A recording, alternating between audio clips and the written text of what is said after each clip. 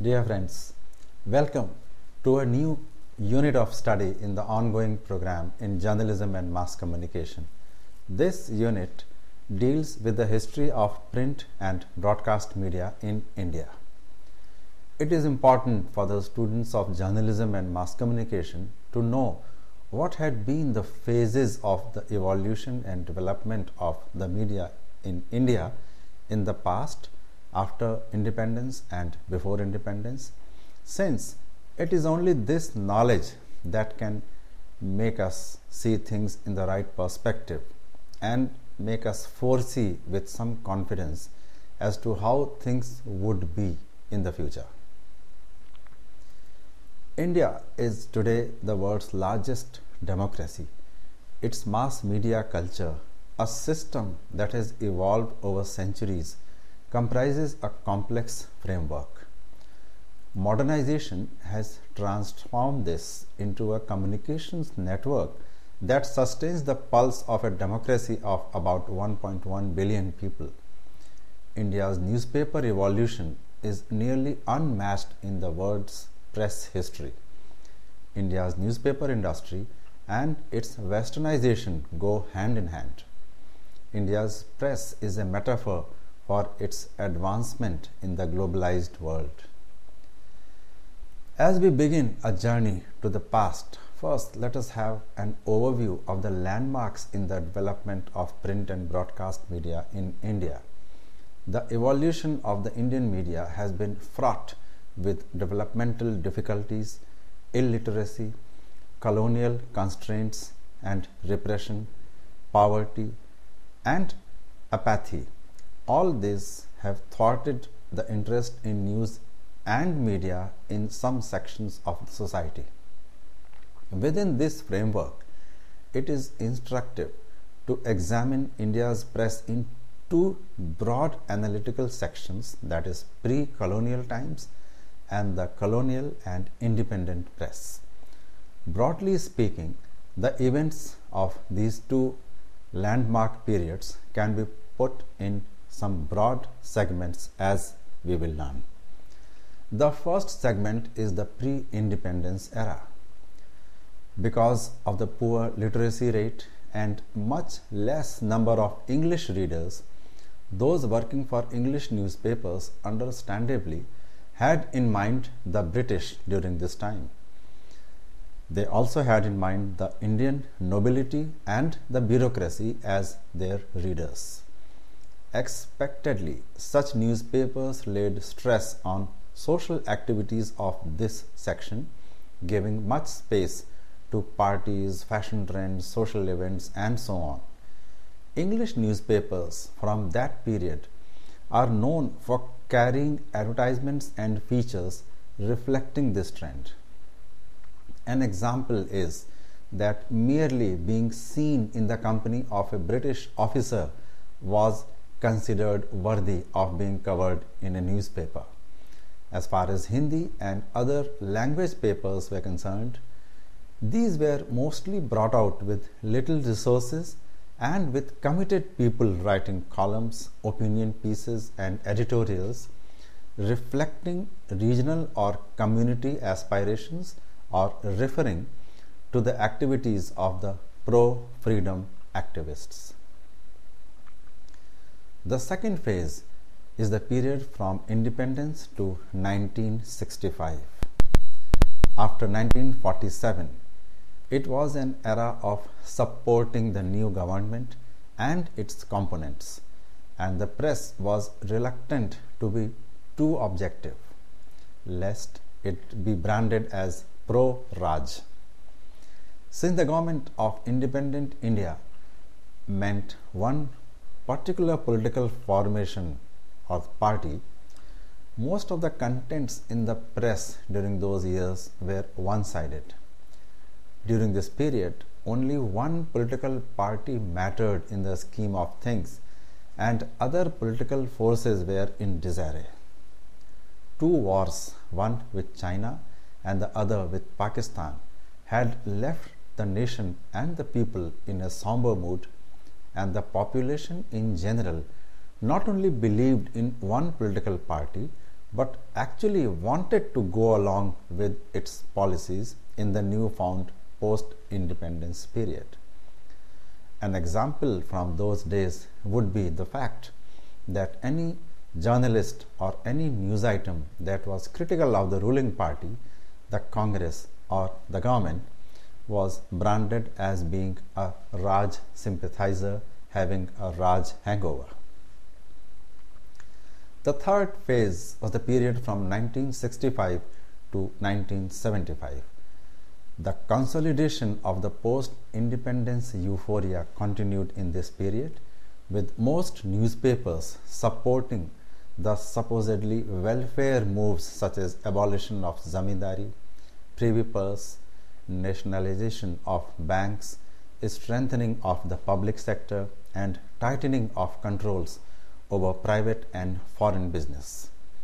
It also saw the golden period of the Indian armed forces when they spearheaded the creation of Bangladesh in the erstwhile East Pakistan. But these events culminated in the emergence of an authoritarian ruling elite in India.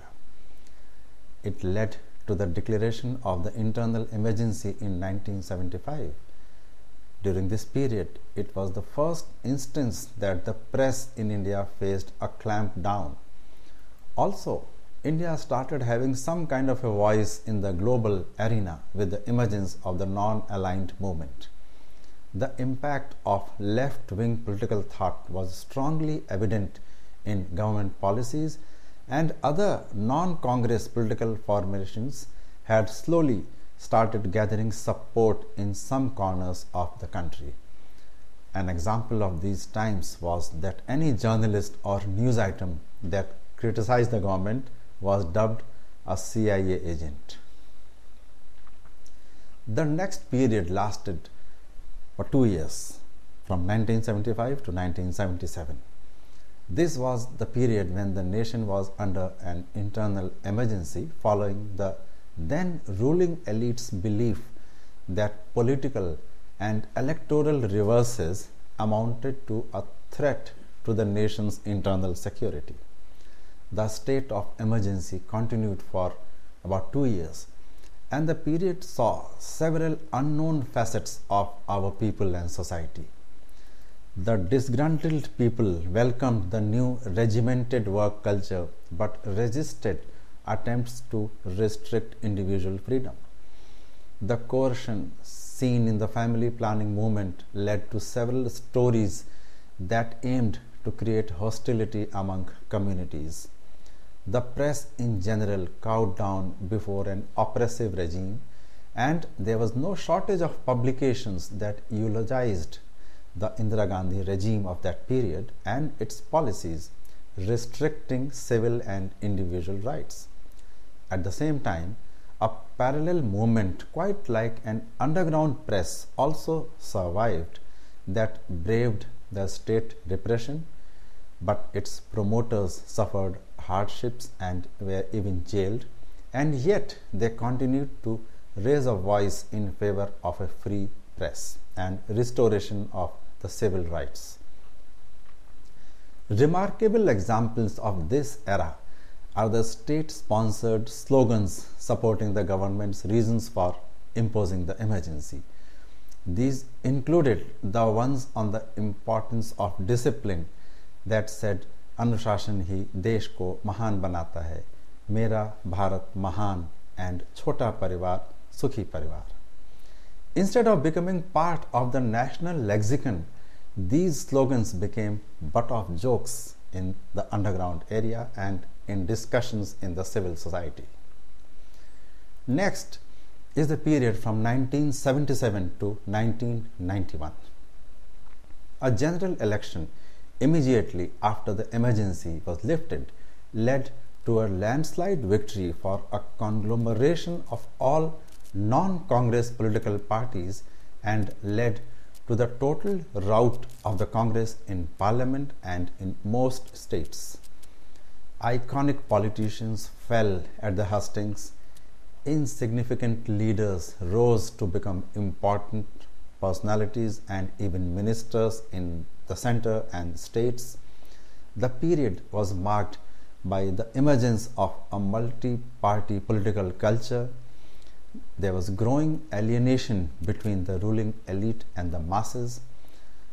There was a growth in the middle class, an increase in brain drain, and there were demands raised for liberalization of the economy.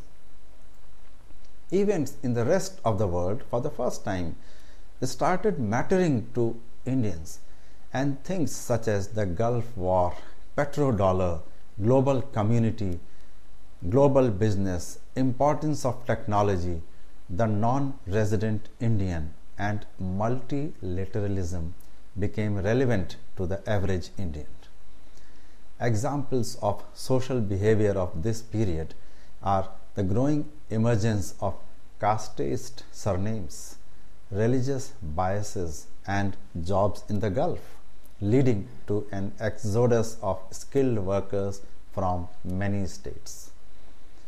The next phase is the time from 1991 to 2002. It saw the advent of economic liberalization, disinvestment, privatization, dilution of government control, globalism, arrival of foreign products and services, exposure to latest technology, opening up of the media and the airwaves, new trends in entertainment, information technology, marketing attitudes, breaking of taboos and restraints, and of course, the arrival of the internet. Some typical symbols of this period included the emergence of use of mixed language or English, use of provocative clothes and permissive behavior, and statements that were accepted without batting an eyelid. That meant breaking of taboos. And the next phase is the present. We refer to the past one decade that has seen unprecedented growth of the economy, opening up of various sectors and of lifestyle as well, growing influence of foreign investment, products, attitudes, and new age jobs. The period is also marked by the emergence of the new media, especially the World Wide Web, mobile telephony, networking without wires, innovative use of the media and entertainment in marketing of products and services, and a general air of globalization. Changes in all aspects of life have been so rapid and striking that it is difficult to mention what would stand out as different. If anything, it would be a great sense of freedom in all communities, use of handheld devices and technology across the classes and masses, and the great influence of television on people's lives, along with a convergence of political thought and divergence of political ideology at the same time. With this perspective, we shall now have a look at the milestones in the history of Indian media. The Indian media, as we understand, consists of several different types of communication such as television, radio, cinema, newspapers, magazines, and of course internet-based websites. Indian media was active since the late 18th century, with the print media having started in 1780, radio broadcasting initiated in 1927, and the screening of Auguste and Louis Lumiere moving pictures in Bombay initiated during the summers of 1895. The media in India is among the oldest and largest in the world. Indian media, and the private media in particular, has been free and independent throughout most of its history. The period of emergency, as mentioned during 1975 to 1977, was the only brief period when the media in India was faced with potential government retribution. The country in 2007 consumed 99 million newspaper copies, making it the second largest market in the world for newspapers. By 2009, India had a total of 81 crore internet users, comprising 7.0% of the country's population, and about 75 lakh people in India also had access to broadband internet as of 2010, making it the 11th largest country in the world in terms of broadband internet users. As of 2009, India is among the 4th largest television broadcast stations in the world, with nearly 1,400 stations. So, first, let us talk about the print media and the timeline of the evolution of media in India. The printing press preceded the advent of printed news in India by about 100 years. It was in 1674 that the first printing apparatus was established in Bombay, followed by Madras in 1772. In the early period, newspapers in India were run by the British. Under the British rule, India's first newspaper, the Bengal Gazette, which was an English weekly, also known as Hickey's Gazette or Calcutta General Advertiser, was published by a gentleman named James Augustus Hickey on January 29, 1780 from Calcutta. It was the first newspaper in the entire South Asian subcontinent. Hickey had his own column, and many persons wrote with pen names. It was started as a two-sheet newspaper, specializing in writing on the private lives of the sahibs of the company, that is the East India Company. Hickey dared even to mount scurrilous attacks on the Governor General Warren Hastings' wife, which was soon landed the late printer to the Honorable Company in trouble. Hickey was sentenced to 4 months in jail and was required to pay rupees 500 as fine, which did not deter him. After a bitter attack on the Governor General and the then Chief Justice Elia Impey, Hickey was sentenced to 1 year in prison and fined rupees 5,000, which finally drove him to penury. These were the first tentative steps of journalism in India, and the Bengal Gazette could not survive for more than 2 years after that. Then came the Calcutta Gazette as a rival to the then deceased Bengal Gazette, published in the same year, that is 1780, by B. Messink and Peter Reed, who were its plant publishers, backed by Warren Hastings. After the Bengal Gazette, other publications which started from different cities in India included the Madras Courier Weekly in 1785, the Bombay Herald Weekly in 1789, which merged into Bombay Gazette in 1791, the Hurukaru Weekly in 1793, Calcutta Chronicle in 1818, Bengal General, Indian Word, and Bengal Harkara, etc. It was followed by another private initiative, the Bengal Journal, the Oriental Magazine of Calcutta Amusement, that is a monthly magazine which made it imperative to publish 4 weekly newspapers and 1 monthly magazine published from Calcutta. So Calcutta has grown as a big publishing center in those times. In Madras, that is now Chennai, the Madras Courier was started in 1785. Richard Johnson, its founder, was a government printer. Madras got its second newspaper when in 1791 Hugh Boyd, who was the editor of the Courier, quit and founded the Hurkaru.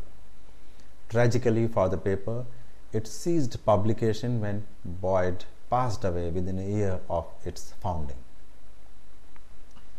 It was only in 1795 that competitors to the Courier emerged with the founding of the Madras Gazette, followed by the India Herald. The latter was an unauthorized publication which led to the deportation of its founder, the Humphreys. The Madras Courier was designated the purveyor of official information in the Presidency of Madras. The first Hindi daily, Samachar Sudha Varshan, began in 1854. In 1878, the Hindu was founded, and it played a vital role in promoting the cause of Indian independence from the colonial yoke. Its founder, Kasturi Ranga Iyengar, was a lawyer, and his son, K. Srinivasan, assumed editorship of this pioneering newspaper during the first half of the 20th century. Today, this newspaper enjoys the highest circulation in South India and is counted among the top 5 newspapers nationally. Bombay, that is Mumbai today, was surprisingly a late starter.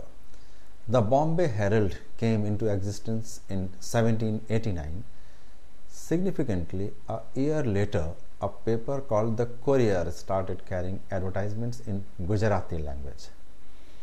The first media merger of sorts was when the Bombay Gazette, started in 1791, merged with the Bombay Herald the following year. Like the Madras Courier, this new entity was recognized as the publication to carry official notifications and advertisements. Patriotic movements grew in proportion with the colonial ruthlessness, and a vehicle of information dissemination became a tool for the freedom struggle. In this struggle for freedom, journalists in the earlier 20th century performed a dual role as professionals and nationalists. Indeed, many national leaders from Gandhi to Vajpayee were journalists as well. Calcutta, Madras, Bombay and Delhi were 4 main centers of urban renaissance which nourished news in India. It was only during and after the 70s, especially after Indira Gandhi's electoral defeat in 1977, that regional language newspapers became prevalent and strong. There were nationalistic echoes from other linguistic regional provinces. Bengal, Gujarat, Tamil Nadu, Kerala, Punjab and Uttar Pradesh produced dailies in regional languages. Hindi and Urdu were largely instrumental in voicing the viewpoints and aspirations of both Hindus and Muslims of the northern provinces. As communalism and religious intolerance increased before and after the partition, Urdu remained primarily the language of Muslims, as Pakistan chose this language as its lingua franca. After partition, the cause of Urdu and its newspapers suffered a setback as some elements began to recognize the association of Urdu with Islam and Pakistan. As for Indian people's involvement in the publication industry, Raja Ram Mohan Roy, the pioneer Indian journalist and social reformer, inspired Gangadhar Bhattacharya, a social activist, to publish the Bengal Gazette in 1816. It was the first Indian-owned English daily newspaper but could not survive long. Raja Ram Mohan Roy's own publication was Samvad Kaumudi in Bengali in 1821, Mirut-ul-Akhbar in Persian in 1822, and the Brahminical magazine in English in 1822. The British government imposed press regulation in 1823 in India to control newspapers. The regulation was used as a tool to deport James Silk Buckingham, the editor of the Calcutta Chronicle. The Raja presented a petition to Supreme Court to protest against the regulation in favor of Buckingham. it was this bold step of Raja Ram Mohan Roy for the preservation of press freedom, but he was defeated in the court at that time. Meanwhile, some fundamentalist elements published Samachar Chandrika weekly to challenge Raja Ram Mohan Roy's social reforms. The uprising of 1857 was a turning point in Indian journalism. In the issue of this so-called mutiny, the British-owned press and the Indians-owned press blamed each other at the lowest level. This event then fueled the Indian-owned press against the British rule in India. Pioneering Indian journalists of those days included, of course, Raja Ram Mohan Roy, Gangadhar Bhattacharya ji, Bhavani Charan Banerjee, Dwarkanath Tagore, Girish Chandra Ghosh, Harish Chandra Mukherjee, Ishwar Chandra Vidyasagar, Christopher Paul, Manmohan Ghosh, Keshav Chandra, etc.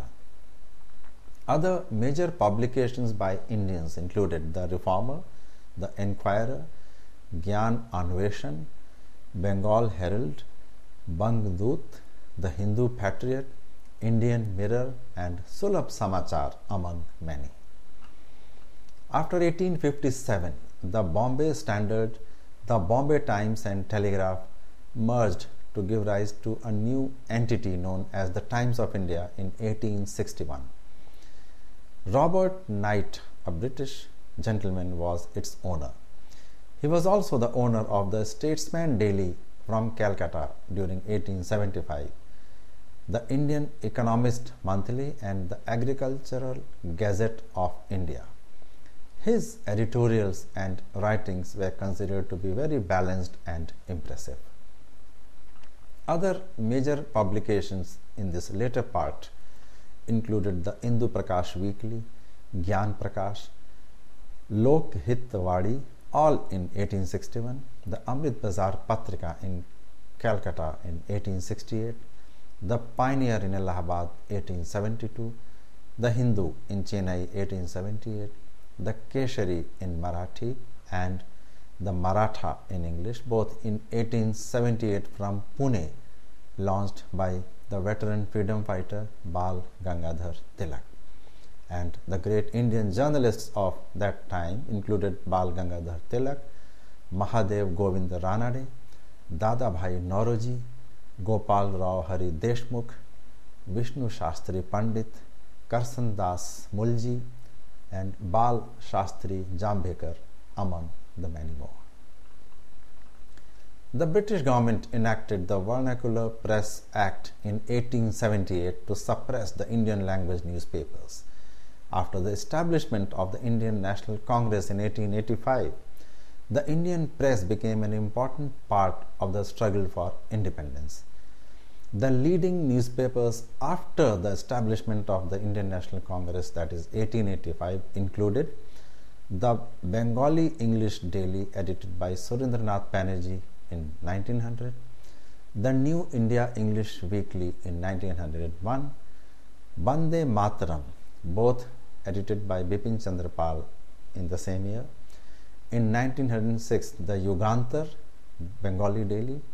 In 1909, the Leader from Allahabad, edited by Madan Mohan Malviya. The New India, edited by Annie Besant in 1913.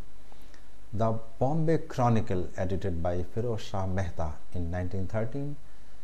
Justice, edited by T.M. Nair in 1918, which was published by the proponents of the anti-Brahmin movement in Madras. The Searchlight, an English bi-weekly edited by Sachindranath Sinha in 1918. The Independent, edited by Motilal Nehru in 1919, and The Young India, edited by Mahatma Gandhi, also in 1919. The Navjeevan, a Gujarati weekly by Mahatma Gandhi in 1920. Swarajya, a newspaper edited by T. Prakasham in 1922, and Forward, a magazine edited by Chittaranjan Das in 1923. In the same year, that is 1923, came the Hindustan Times, Edited by the noted editor K.M. Panikkar, it was the first daily brought out from New Delhi.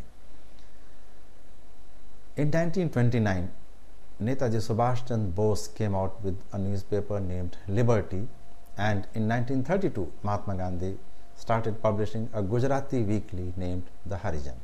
And in 1938, Jawaharlal Nehru launched the English newspaper National Herald from New Delhi. In 1907, there were a series of arrests and prosecutions against the Indian journalists and the Indian press. The India Press Act was enacted in 1910, and it asked for heavy security deposits from newspapers. As many as 963 publications and presses were prosecuted under this act, and 173 new printing presses and about 129 newspapers were killed before they could be published. The British government is reported to have collected a huge amount of about 5 lakh Indian rupees in the first year of the enforcement of this act, and this amount is astronomical considering the period. Then came the First World War in 1914 to 1918. It saw the Indian press divided on the issue of the Indian stand in the war.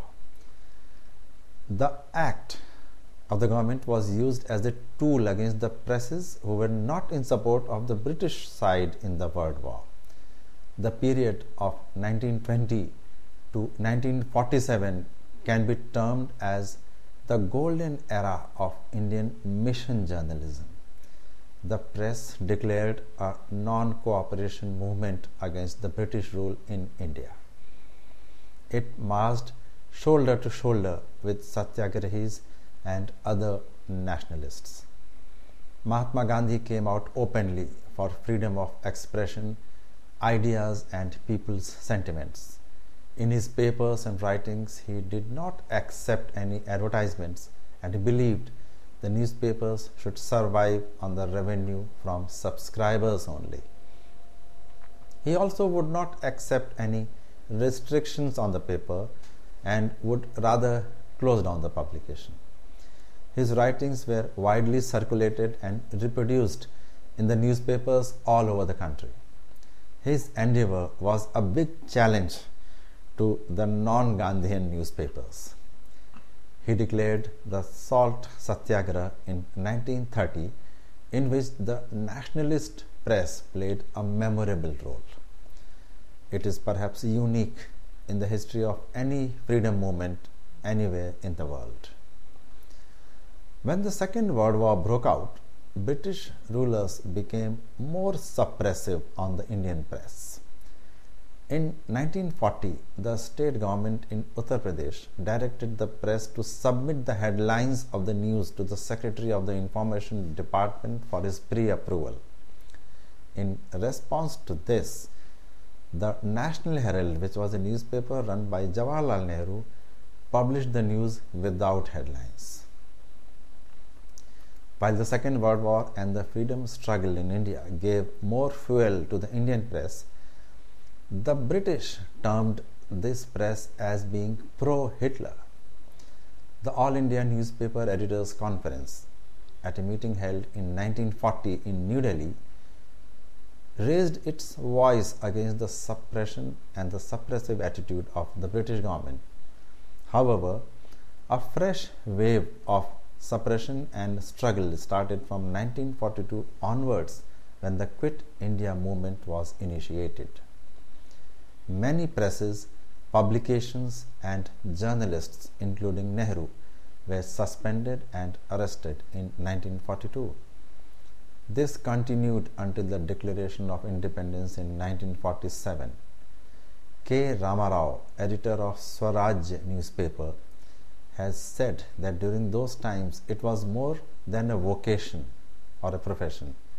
It was a mission, and the newspaper was a noble enterprise working for patriotic purposes. India received independence from the British on August 15, 1947, and the press celebrated the independence because it was their victory also. In the initial years after independence, the relations between the national government and the press were good, but a year later the situation changed. Jawaharlal Nehru and Sardar Vallabhbhai Patel were among those leaders who were not very happy with the press. Still, measures to give a structure to the Indian media continued, and the first press commission, set up in 1952, gave its report in 1954. Its recommendations included the setting up of a Press Council of India, setting up of a Registrar of Press in India, implementation of a minimum basic salary for working journalists, and strengthening the role of the editors. Among the legislations enacted in this period were the Working Journalist Act in 1955, the Newspaper Price and Page Act in 1956, and the establishment of the Press Council in 1965. The transition from mission to profession has been quick and sure. Whereas journalism in the post-independence period underwent qualitative changes, its extent also grew. The country's desire to have self-rule having been fulfilled, the focus of the media now shifted to developmental activities. During the pre-independence period, it was a fight against the British rule in which the press also contributed. Activities had to be pursued by the media also to arouse public opinion against the British Raj, which was considered to be the cause of all national concerns.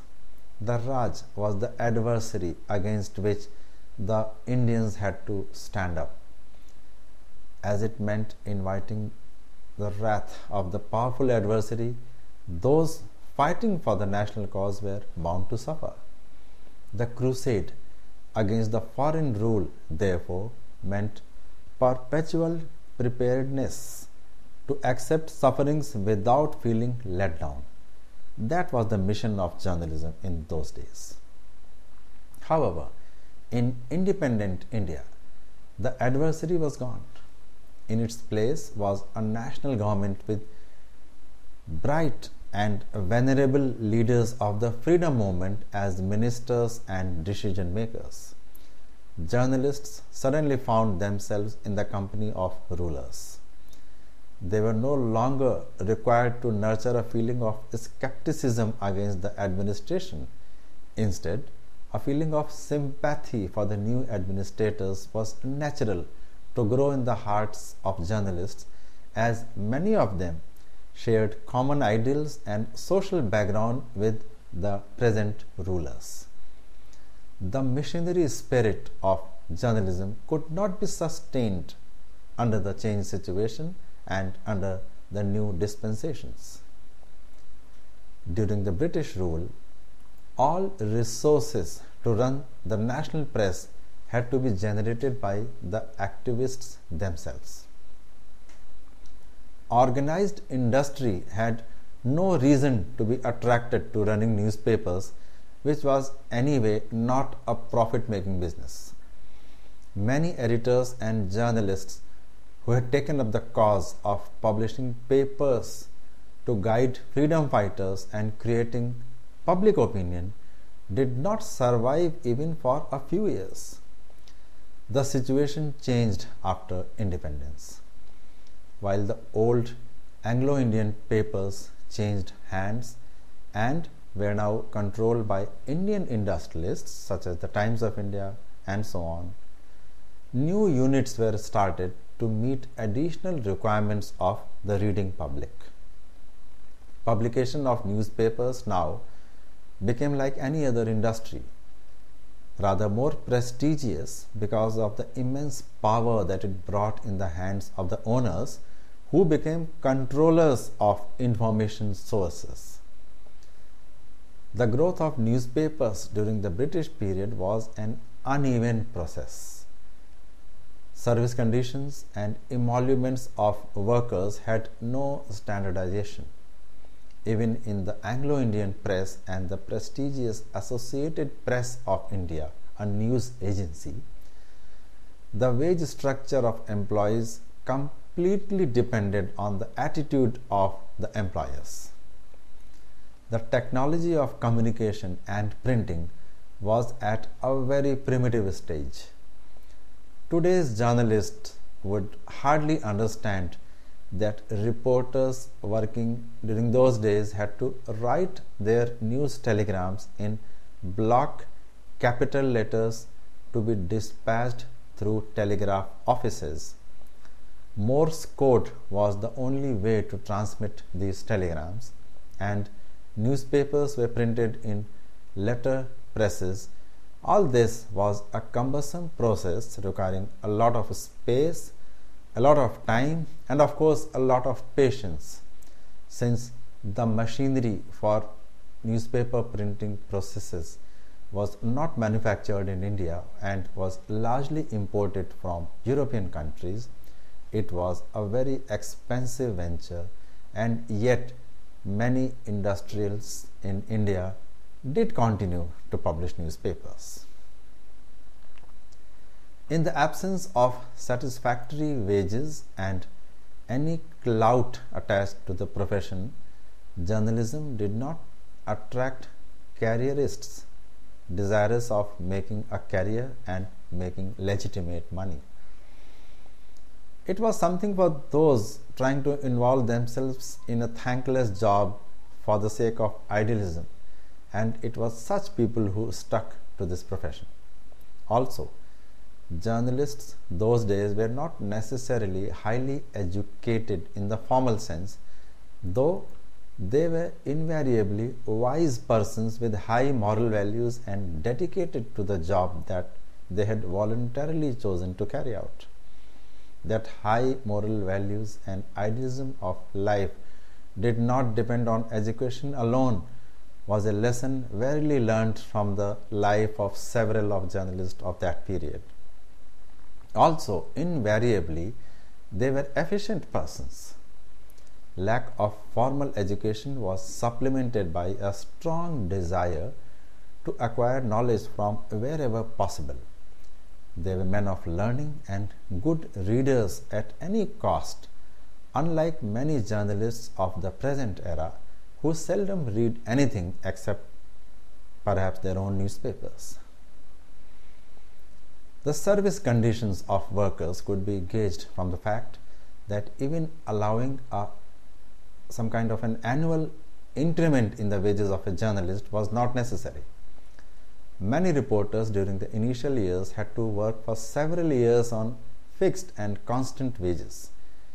Independence, although, brought a definite change in this situation. There was this Working Journalists Act, and then followed an era of wage boards constituted by the government. Wage structure was substantially improved since the wage boards were a tripartite body consisting of representatives of the industry, that is the employers, the employees through the employees union, and of course the labor department of the government.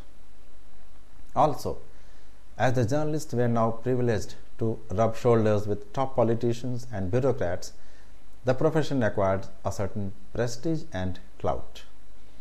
Gradually, they came to a position to influence the decision-making process of the government because they were in any case familiar with the people who were running the government, the bureaucrats and the politicians, as well as the systems that had gone into the working of the government. During the first phase of the post-independence era, the Congress party enjoyed unchallenged superiority in politics because of its prominent role in the country's battle for independence. To remain in the company of Congress leaders, therefore, was itself a great prestige. While there were journalists who had been associated with Congress ideals since their early life, Those joining the profession later found it helpful to rise in their careers by championing the cause of the Congress. Journalists, therefore, slowly started becoming a part of the establishment itself. To criticize the Congress policies beyond a point was likely to be dubbed not in tune with national spirit of those days. The situation helped in the emergence of a new tribe of journalists who were in the profession not because of any commitment to ideals. Journalism was now like any other job with improved wages and added prestige, though direct monetary gains were still not very attractive. New establishments, especially in the field of weekly magazines, started their ventures during the period, opened fresh avenues for aspiring young journalists of those years. This started an open debate whether journalism was a mission or had become like any other profession. While the old school of journalists continued to emphasize that theirs was basically a mission, the new entrants disputed their claim. Within the first 2 decades after independence, however, the dispute was settled in favor of those who accepted it as a profession. The concept of a mission was now a thing of the past.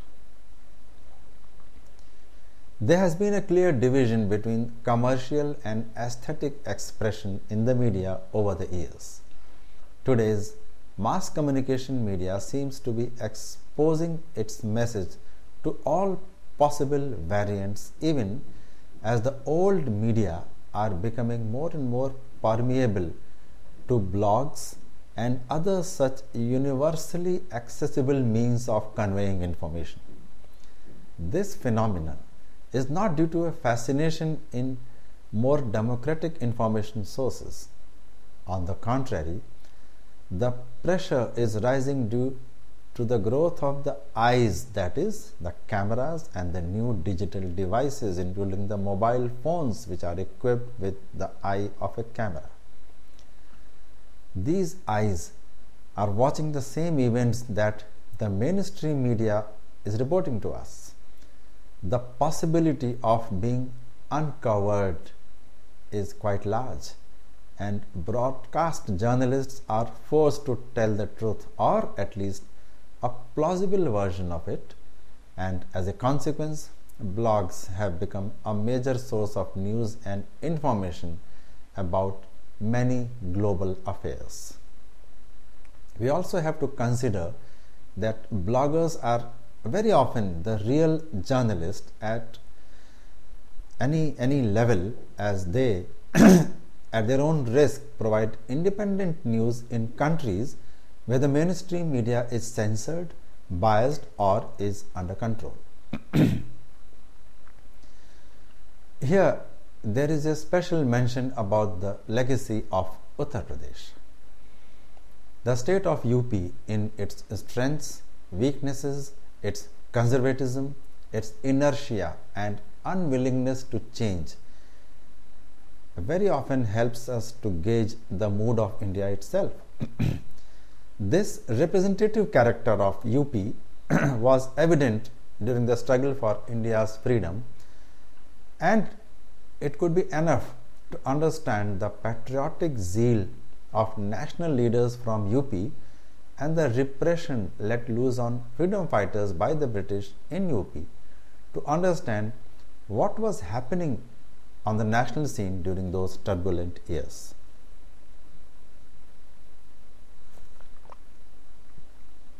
Northwestern provinces, as the state was called during the pre-independence period, initially had its capital at Allahabad, the home of the Nehrus. The center for the state's political and social activities was transferred to Lucknow at a very later stage. Allahabad thus represented both the might of the British Raj and the enthusiasm of the national movement. It was the veritable arena of the battle between the two sides. As in politics, so in journalism. This clash was evident between those trying to consolidate the Raj and others equally determined to throw away the yoke. At Allahabad, a newspaper called The Leader represented the fire of nationalism, while another English paper called The Pioneer represented the ruthlessness of the Anglo-Indian power. Journalists in those times were political activists in many cases. Those in the nationalist press always ran the risk of inviting the wrath of the government, but they were ready to bear the consequences of challenging the might of the British Raj. The Anglo-Indian press was the blue-eyed boy of the Raj, while the nationalist press, that often included Hindi and other regional languages publications, fought for justice. The Anglo-Indian press took pride in threatening and cajoling those trying to raise their voice against the then administration.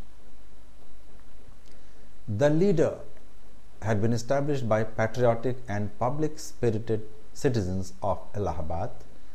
Most of them were advocates in the High Court, led by Pandit Madan Mohan Malviya. Among the founders of the newspaper Leader were Pandit Motilal Nehru, Sachidanand Sinha and Dr. Tej Bahadur Sapru.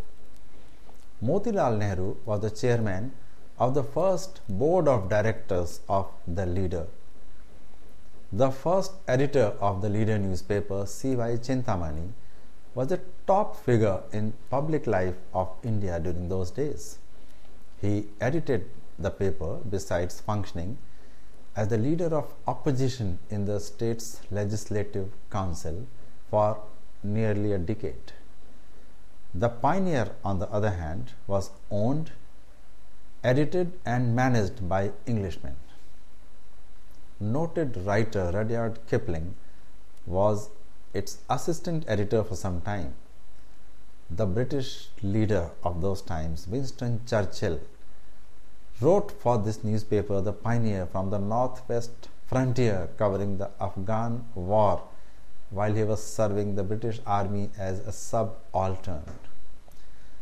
The paper, The Pioneer, had no sympathy with the nationalist cause and was little bothered about the people's problems, as were its contemporary Anglo-Indian papers in Calcutta and Bombay. The Pioneer served only the English elite. The English press, however, did not serve the masses because of the inability of majority of people to communicate in the language, that is English. Of course, the leaders trying to awaken India about the people's rights and privileges were from the English educated classes. This is an irony. They owed their idealism to the liberal Western democratic thoughts and the policies of liberalism preached by European philosophers. The number of such leaders, however, was limited. The middle-level activists of the Congress and the vast mass of people in rural India, whose power alone could move the government under the charisma of Gandhi, had little or no knowledge of English. To inspire and educate them, there was this role played by the Hindi press and its journalists, whose history also goes back to the beginning of the last century and earlier. The Hindi newspaper Aaj of Varanasi and the Pratap of Kanpur were the most noteworthy Hindi daily newspapers of this state, which played a very prominent and dominant role as makers of public opinion. Journalism in those days was quite different from what it appears and represents today. newspapers were mainly views papers, and editors were more of guiding forces and educators. Communication system was still at a very primary stage, and transmission of news took a long time. A much longer time was taken in actually producing a publication, since the technology was cumbersome, took a lot of time, and the skilled workers that were required to handle those big printing presses were difficult to come by. In fact, most such workers used to work in 2 or 3 places to deal with one publication or books or magazines in many places. And the worth of newspapers was assessed on the basis of the stand they took on public issues. To criticize the government of the day was not free from risks, and those trying to challenge the British power always ran the risk of being jailed. Presses were seized and heavy fines imposed on those confronting the administration. Editors and journalists, however, took pride in undergoing sufferings for the cause of their conviction, and their sufferings only consolidated their support among the masses. In fact, the Aj of Varanasi emerged as a symbol of people's aspirations under the editorship of the noted writer and journalist Babu Rao Vishnu Paradkar, who has become a memorable name in Hindi journalism and often cited as being the father figure in Hindi journalism in India. One of his subordinates during those days was Pandit Kamalapati Tripathi, the well-known freedom fighter and Congress leader of the country, who also went on to become Chief Minister of Uttar Pradesh and a minister in the central government. The sacrifice of Ganesh Shankar Vidyarthi to the cause of communal harmony at Kanpur has similarly become a landmark of Indian history of freedom struggle. Vidyarthi is equally well known for his public spiritedness and the cause of national reconstruction as for his fearlessness and devotion to the profession of journalism. The journalists of Uttar Pradesh, therefore, were inheritors of a great legacy. This legacy was a legacy of selflessness, courage of conviction, dedication to truth and fearlessness. Even during the British period, eminent journalists gave more importance to their convictions than to an organization or a viewpoint. Babu Rao Vishnu Paradkar himself was a staunch nationalist, but he never hesitated in criticizing the Congress if he felt there was a need to do so. Journalists' commitment to political parties and leaders was a development of a later stage, coming after about 2 or 3 decades after independence.